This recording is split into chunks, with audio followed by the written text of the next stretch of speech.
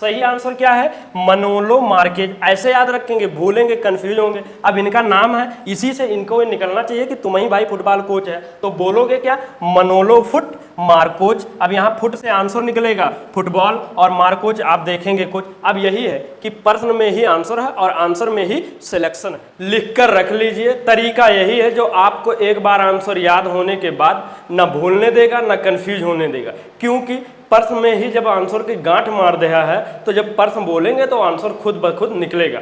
नमस्कार, स्वागत है सिलेक्शन महाकुंभ में। आज हम सभी लोग 24 जुलाई का करंट अफेयर पढ़ेंगे नहीं बल्कि सीधा याद करेंगे, और सिलेक्शन तभी होगा जब आपका पढ़ा हुआ आंसर याद होगा। सीधा चलते हैं क्लास में, एक एक करके याद करते हैं। हाल ही में क्या है, IFC ने किसके सहयोग से दुनिया का पहला जैव विविधता बांड जारी किया है? तो इसका सही आंसर क्या है?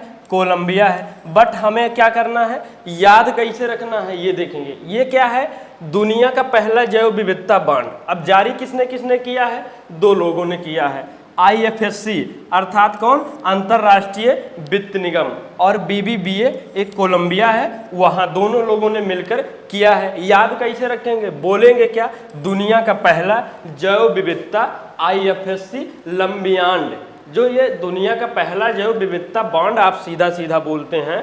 अब आपको बोलना है दुनिया का पहला जैव विविधता IFSC लंबियांड, और यहाँ IFSC के से क्या निकलेगा? इंटरनेशनल फाइनेंस कारपोरेशन, अंतरराष्ट्रीय वित्त निगम, और यहाँ लंबिया से आंसर क्या निकलेगा? कोलंबिया। जब बार बार यही बोले ही रहेंगे, दुनिया का पहला जैव विविधता IFSC लंबियांड, प्रश्न क्या मिलेगा? दुनिया का पहला जैव विविधता बांड। तो यही कहीं ना कहीं आपको जो ना भूलने देगा ना कंफ्यूज होने देगा। ये दोनों समझ ही चुके होंगे। और इसमें कितनी राशि क्या है वो थोड़ा सा समझ।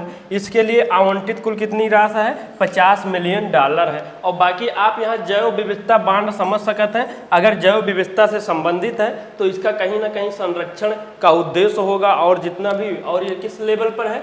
दुनिया यानी विश्व के लेवल पर है। बाकी ये प्रश्न सब खुद बखुद डिटेल बता रहा है। हाल ही में भारतीय पुरुष फुटबॉल टीम का कोच किसे नियुक्त किया गया है? तो सही आंसर क्या है? मनोलो मार्केज। याद कैसे रखेंगे? अब इन्हीं के से नाम से इन्हें कहा निकल चाहिए कि फुटबॉल का है और कोच का है। तो याद कैसे रखेंगे? बोलेंगे कैसे? क्या बोलोगे? मनोलो फुट। ये जो हम अभी कलर में, अलग कलर में दिख रहा है कि आप लोग के समझे के लिए कि मतलब ये फुट है फुटबॉल, हम धीरे धीरे इसको ऐसे वाइट कलर सेम कलर में दे देंगे कि मतलब कि प्रश्न भी ना जान पाओ और आंसर भी ना जान पाओ, और जिससे आप बोलबे यही करें और खुद ब खुद वो निकले। अब जो ये मनोलो मार्केज है, आप क्या बोलोगे? मनोलो फुट मार्कोच बोलोगे। मार्केज को क्या बोलोगे? मार्कोच बोलोगे। और जब एग्जाम में ये प्रश्न पूछा जाएगा तो ऑप्शन तो रहेगा ही रहेगा। तो आप जब जो इसमें फिट किए हो आपको देखोगे मनोलो मार्केज। नहीं यार, हमने क्या पढ़ा है? मनोलो फुट करके कुछ मार्कोच करके, बस वहीं से आंसर फुट से फुटबॉल हो जाएगा और कोच और उनका नाम भी हो जाएगा। और ये कहाँ के हैं? स्पेन के हैं। सब जोड़ना सिखाएंगे, याद करना भी, लेकिन आपको मेहनत तो करना पड़ेगा, देना पड़ेगा 100%। और ये क्या, भारतीय पुरुष क्रिकेट टीम के कोच बने, कौन बने? ये गौतम गंभीर जी बने हैं। बाकी ये आप सब जानते ही होंगे। निम्न में से किसे गांधी मंडेला पुरस्कार 2020 से, ये ध्यान रखना, सम्मानित किया गया है? तो इसका सही आंसर क्या है? रिगोबर्टा मेंचितुम।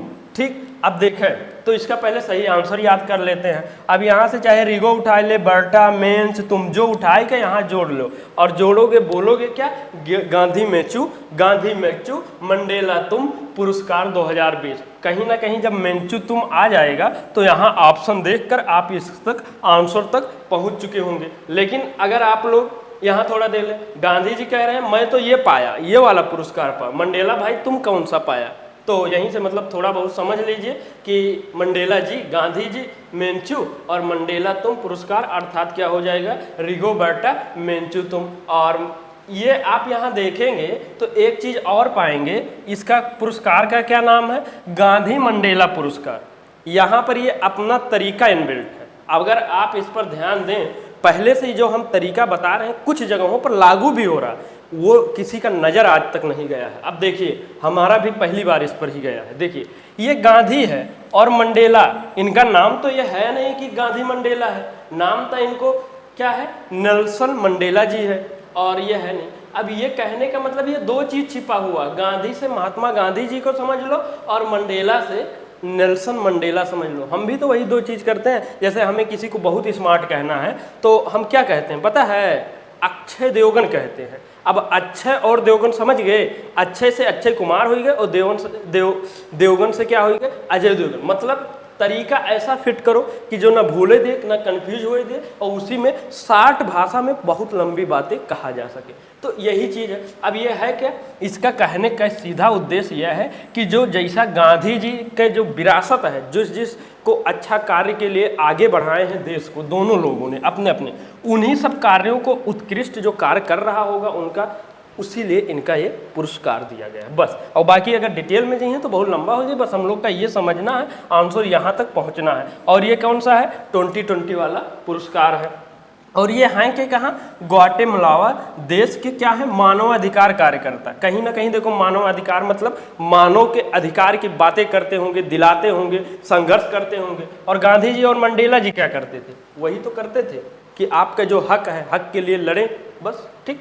और कब इनको क्या मिला था, 1992 में नोबेल शांति पुरस्कार विजेता भी रहे हैं कौन, रिगोबर्टा मेंचुतुम जी। और साथ ही साथ में हम लोग एक नेल्सन मंडेला पुरस्कार पढ़े होंगे, तो इसमें एक व्यक्तिगत रूप से एक संस्था में किसको मिला था, विनोद गनात्रा जी को और नीम हंस को। हम लोग याद किए थे नेल्सनेनात्रा या नेल्सनोद, हाँ नेल्सनोद मंडेला पुरस्कार, और नोद से यही निकलेगा विनोद, वो पंचायत वाला विनोद नहीं है, नहीं जान लिया तो ये हो गया। और ये क्या है, नीम हंस, तो नीम हंस के लिए यहाँ एक संस्था हो गई। और नेल्सन नीम मंडेला पुरस्कार अर्थात नीम से नीम हंस, इसी में जोड़कर जो पहले ऑलरेडी क्लास लिए होंगे उनको मिला है। और यही है जो भूलने और कंफ्यूज नहीं होने देगा, क्योंकि एग्जाम में ये प्रश्न नियर अबाउट 4-6 महीने बाद ही मिलने वाले। और देखते हुए ले धड़ाधड़ रोज इतने करंट अफेयर बन के ही आ रहे हैं, तो कैसे याद रख पाएंगे। फार्मूला 1 कार रेस कहाँ के, हंगरी ग्रैंड प्रिक्स 2024 का खिताब किसने जीता है, तो सही आंसर क्या है, ऑस्कर पियास्त्री। अब ये जो है किसका, फार्मूला 1 रेस कार का है, तो ये तो आगे रहेगा ही रहेगा। अब ये है हंगरी ग्रैंड प्रिक्स, तो यहाँ किसको मिला है, ऑस्कर पियास्त्री को। यहाँ पियास्त्री उठाए लें और उसके बाद बोलेंगे हंगरी पियास्त्री ग्रैंड प्रिक्स 24। क्या बोलोगे, formula 1 car race Hungary Piastri grand prix. अब देखें हंगरी है, भूखा है, पियास्त्री मतलब प्यासों है, और जो कहीं ना कहीं भूखा रही वो प्यासा भी रही। अब समझते हैं, ठीक। और ज़्यादा लेवल पर है, ग्रैंड लेवल पर बहुत ज़्यादा है, पिलायद है, तो इसका सही आंसर ऐसे याद रखेंगे, ये समझ सकते हैं। और ये क्या है, ऑस्ट्रेलियाई फार्मूला 1 कार रेस है, ठीक है। और अगला है राष्ट्रीय ध्वज दिवस 2024 कब मनाया गया है, तो इसका सही आंसर क्या है, 22 जुलाई को। अब 22 जुलाई को ही क्यों मनाया गया है, क्योंकि 22 जुलाई 1947 को जो ये तिरंगा है अपना गौरवान्वित फील करवाने वाला, और जिससे देखने के बाद एकदम सीना चौड़ा हो जाता है, इसको राष्ट्रीय ध्वज कब घोषित किया गया था, 22 जुलाई 1947 को अपनाया गया था। और डिजाइन किसने किया है, पिंगली वेंकैया ने। अब अगर कन्फ्यूजन हो, मैक्सिमम को तो याद ही रहता है, कन्फ्यूजन है तो यहीं पे यहू डाल दे, पिंगली तिरंगा कैया या वेंकैया, ठीक। और इसकी एक ये प्रश्न बहुत बनता है कभी कभी, क्या है, लंबाई और चौड़ाई का अनुपात क्या है, तो 3:2 है, मतलब 3:2 है। लेकिन यहाँ ध्यान ये रखेंगे कि लंबाई अनुपात चौड़ाई का ये है, अगर इसको चौड़ाई आगे कर दिया जाए लंबाई पीछे तो ये 2:1 हो जाए, 2:3 हो जाएगा, मतलब 2:3। तो थोड़ा ध्यान रख के करेंगे। और बाकी कितने रंग है, तीलियाँ हैं, ये सब जनता है। भारत का पहला चिकित्सा संस्थागत संग्रहालय कहाँ स्थापित किया गया है, तो इसका सही आंसर क्या है, चंडीगढ़ है। अब याद कैसे रहेंगे, भारत का पहला चिकित्सा संस्थागत चंडीगढ़ालय, आप बार बार इसी फ्लो में बोलोगे, भारत का पहला चिकित्सा संस्थागत चंडीगढ़ालय। और चंडी से क्या आंसर निकलेगा, चंडीगढ़, और संग्रहालय हालय से संग्रहालय निकलेगा। बोलना यही है, ऐसा करेंगे क्यों, तो आप लोग को रिजल्ट पता ही होगा। तो और ये क्या है, PGIMR है, और ये कहाँ है, चंडीगढ़ में है, क्या है यह, ठीक। और इसमें किया क्या जाएगा, 1962 से लेके 2024 तक के जितने भी नोट्स हैं उसका क्या किया जाएगा, इकट्ठा किया जाएगा, कलेक्शन किया जाएगा सारा सब कुछ। हाल ही में आर्थिक सर्वेक्षण 2023-24 के अनुसार वित्त वर्ष 2024 में क्या है पूछ रहा, वास्तविक जीडीपी में कितने वृद्धि हुई है। तो इसका सही आंसर क्या है, 8.2 है। थोड़ा ये सब ध्यान रखिएगा। ये होता क्या है, कब पेश किया जाता है, वास्तविक, कोई चीज़ वास्तविक अगर आपको पूछ रहे हैं कि हमारी वास्तविक ग्रोथ कितना है, तो आज इससे पीछे का ही देखा जा सकता है, आगे का तो क्या रहेगा, वास्तविक नहीं रहेगा ना, वो तो क्या नाम है, एक एज्यूम किया जाएगा कि इतना हो सकता है। तो वास्तविक जो है 8.2 है, अर्थात मतलब जो 2023 से लेके 24 अभी तक के लिए है। और ये होता पेश कब किया जाता है, जब बजट पेश होता है उसके एक दिन पहले बताए तो दें, जैसे आज बतावे जा रहे हैं हम कि आगे आपको ये कराएंगे, तो उससे पहले ये बताया था भैया कि पीछे वाला कितना क्या कैसे हुआ है। तो इसका मतलब यही है। पेश कौन करता है, वित्त मंत्रालय। तैयार कौन करते हैं, मुख्य आर्थिक सलाहकार। और एक इसी के साथ में क्या एक आया है, जो संभावित जीडीपी है, मतलब अब आगे 2025 के लिए वृद्धि दर क्या रहेगा, 6.5 से 7, अर्थात 6.5 से 7% रहने की आशा है, ये संभावना ही किया जा सकता है। हाल ही में सियाचिन ग्लेशियर में ऑपरेशनल रूप से तैनात होने वाली आर्मी क्या है, एयर डिफेंस कोर की कौन है, पहली महिला अधिकारी कौन हुई हैं। तो सही आंसर क्या है, सुप्रीता सेठी। जिनको तरीका अच्छा या ट्रिक ना अच्छा लगा तो वो सीधा सीधा कही कि ऐसे याद कर लें। जिनको लगता है कि ये फ्रूटफुल है, बढ़िया रिजल्ट देता है, वो ये करेंगे कि सियाचिन ग्लेशियर में ऑपरेशनल रूप से तैयार क्या है या तैनात, यहाँ क्या है, तैनात है। तो और उसके बाद बोलोगे क्या, आर्मी एयर डिफेंस कोर पहली महिला क्या बोलोगे, सुप्रीता अधिकारी, सुप्रीता अधिकारी ऐसे साथ ही में बोलोगे, या आर्मी एयर सुप्रीता डिफेंस कोर पहली महिला अधिकारी। सुप्रीता को यहाँ ना जोड़ के पहली एयर सुप्रीता डिफेंस क्या बोलोगे, सुप्रीता डिफेंस कोर पहली महिला अधिकारी। बार बार यही बोलेंगे तो आंसर निकलेगा सुप्रीता सिटी। और ये एक देखा जाता है सियाचिन ग्लेशियर, बार बार पढ़े तो कन्फ्यूजन ही बना रहा था कि ये जम्मू कश्मीर में है, लद्दाख में है, कहाँ है, कुछ समझे ही ना। तो याद कोई चीज़ करने के लिए अगर ये लद्दाख में है, दाख उठा के जोड़ दिया, सिया दाख चिन या सियाचिन दाख ग्लेशियर, और यहीं से लद्दाख भी ध्यान में रख सकते हैं। और ये क्या है, जो लद्दाख है विश्व की सबसे ऊंची युद्धभूमि क्षेत्र के रूप में भी जाना जाता है। किस राज्य सरकार द्वारा उपवन और हेरिटेज वन योजना शुरू की गई है। हम लोग कहाँ के लिए सिफारिश किए थे, लंदन पेरिस वहाँ के लिए कि भैया कोई योजना लागू करो तो उसमें इन्वॉल्व कर दिया करो कि इसी संबंधित है। काहे को अलग से हमें याद करवाए कि कन्फ्यूजन में डालते हैं। देखें वो चीज़ यहाँ वहाँ ना सुन जाए तो अपने यहाँ सुने जाए लगा है एक प्रश्न में, और यूँ देखें ये सीधा ऑलरेडी कह रहा उपवन और हेरिटेज वन योजना, जो हम अलग से उप जोड़ते हैं उत्तर प्रदेश के लिए ऑलरेडी जुड़ा है। अब मान ले चाहे ये कहाँ कि उपवन या उपवन जोड़ लें, दोनों जोड़ दें, यूँ जोड़ लें, उपवन और उप हेरिटेज वन योजना अर्थात उत्तर प्रदेश, और ऑलरेडी यहाँ उप लगा ही हुआ है, इससे समझ सकते हैं, यहाँ जोड़ सकते हैं या यहाँ, और बार बार बोलना यही रहेगा बस, दैट्स ऑल।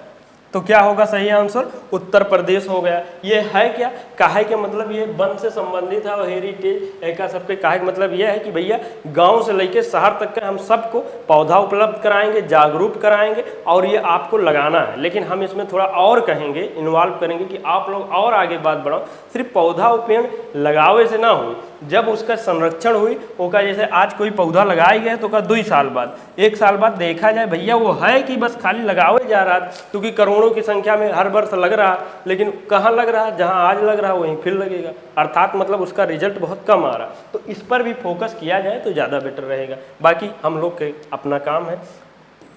इससे होगा क्या, भूजल स्तर आप देख ही रहे होंगे, आप बचपन में जब अगर गांव साइड से रहे होंगे, आपके यहाँ 40-50 फुट पर पानी बहुत अच्छा ढंग के मिल जाता रहा, पिए योग्य मिल जाता रहा। लेकिन अब क्या है, 100 फुट 120 फुट बोरिंग कराओ, उसके बाद भी शुद्ध जल नहीं पीने को मिला, अर्थात कहीं ना कहीं भूस्थल के जो लेवल है जल के वो बहुत तेज़ी से नीचे जा रहा है। तो भाई ये सब करना तो पड़ेगा ही। वैश्विक वार्मिंग ये सब देख ही रहे हैं, ग्लोबल वार्मिंग क्या हो रहा है। तो आज के जितने इंपॉर्टेंट करंट अफेयर बन सकते थे वो हमने सीधा आपको याद करवाने की कोशिश किया है। सिलेक्शन उसी से होना है। अब यहाँ पर हम चलते हैं अपने सिलेक्शन वाले जोन अर्थात ग्रीन जोन पर। होगा क्यों, कैसे, जब बार बार रिवीजन करेंगे, नहीं तो ये रेड जोन पर रहेंगे। तो चलते हैं सीधा। हाल ही में किस संवैधानिक आयोग के अध्यक्ष मनोज सोनी अपने पद से इस्तीफा दिए हैं, अर्थात कौन हो जाएंगे, यूपीएससी, यूपी निर्माण एससी, जो 1 लाख रुपया मिलेगा प्री क्वालिफाई वालों को। हाल ही में एलन मस्क ने स्पेस एक्स का मुख्यालय कहाँ स्थानांतरित किया है, बोलेंगे क्या, स्पेस टैक्स का मुख्यालय स्थान, और टैक्स से निकलेगा आंसर टेक्सास निकलेगा। निम्न में से कौन सा राज्य प्रधानमंत्री स्वनिधि योजना सर्वश्रेष्ठ मध्य दर्शन करने वाला राज्य है, अर्थात मध्य से आंसर निकलेगा मध्य प्रदेश। हाल ही में राजीव गांधी सिविल, जो पढ़े होंगे एक आप भूल के दिखाए दें, क्या पढ़े हैं, अभय तेलहस्तम पहल का शुरुआत की है, और तेल अगर एक्स्ट्रा जुड़ गए तो तेलंगाना के आंसर सिवा कुछ हो नहीं सकता।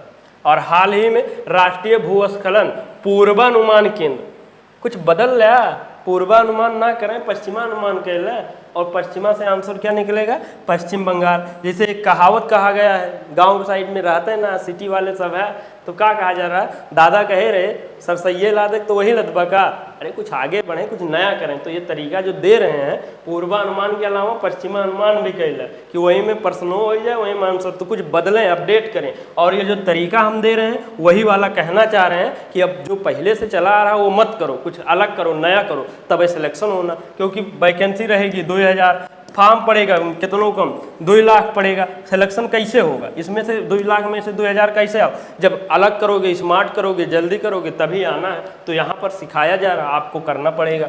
हाल ही में दीनदयाल अंत्योदय योजना राष्ट्रीय शहरी आजीविका मिशन के तहत पुरस्कार प्रदान किए गए। तो इसका मिशन कब शुरू हुआ था, 24 सितंबर 2013 में। निम्न में से किसी भारतीय सिनेमा में योगदान देने के लिए 15th Indian film festival of Melbourne में भारतीय कला एवं संस्कृति के राजदूत हैं कि रामदूत हैं कि चरण दूत हैं, आप लोग बताओ।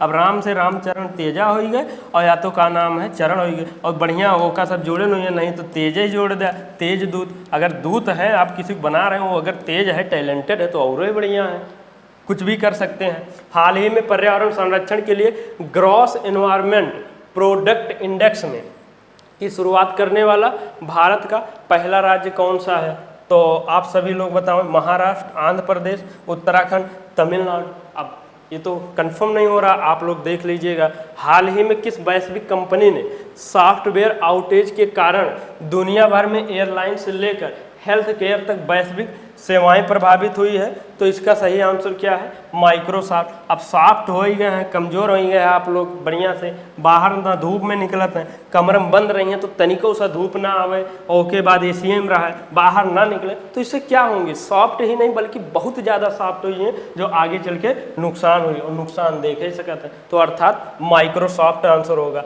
हाल ही में संयुक्त राष्ट्र जल सम्मेलन का 53वां कौन है, कोटे डी सदस्य कौन बना है, तो आंसर सही है कोटे डी आइवर है। चर्च कल का प्रश्न ऑफ द डे है, राजा जी नेशनल पार्क कहाँ स्थित है, और हम लोग क्या याद किए हैं, राजा उखंड जी नेशनल पार्क, अर्थात उखंड से आंसर निकलेगा उत्तराखंड निकलेगा। आज का आपका प्रश्न ऑफ द डे है कि हाल ही में भारतीय पुरुष फुटबॉल टीम का कोच किसे नियुक्त किया गया है, तो आप लोग कमेंट में जरूर आंसर बताएंगे। और ये आप सभी के लिए नंबर दिया गया है, आप यहाँ पर व्हाट्सएप या कुछ भी करियर संबंधित पीडीएफ कोर्स यहाँ संपर्क कर सकते हैं, और लाइक जरूर करिएगा। आप लोग थोड़ा और क्लास आए, मोटिवेट उत्साहवर्धन करिए, आप लोग बढ़ाइए, कमेंट में बताइए क्या कैसे लाना है, अन्यथा स्पीड वही रहेगा। और उसके बाद शेयर, रोना धोना, जादू टोना सब जगह कर ही देना है, और हो सकता है अब हम लोग दोबारा ना मिले, तो उसके लिए क्या है, पहली बार चैनल पर आए हैं तो सब्सक्राइब करके बेल आइकन हिट कर लीजिए, और ऑलरेडी पहले किए हो तो आपको बधाई हो, आप जल्द ही सिलेक्टेड होने वाले हैं। और ये आपके टेलीग्राम चैनल है, यहाँ पर लिंक कोई सारा पीडीएफ मिलते रहते हैं, और यहाँ से जुड़े, और सिलेक्शन महाकुंभ परिवार से जुड़े रहने के लिए हर बार की तरह दिल की अनंत गहराई से बहुत बहुत धन्यवाद। जय हिंद, जय भारत।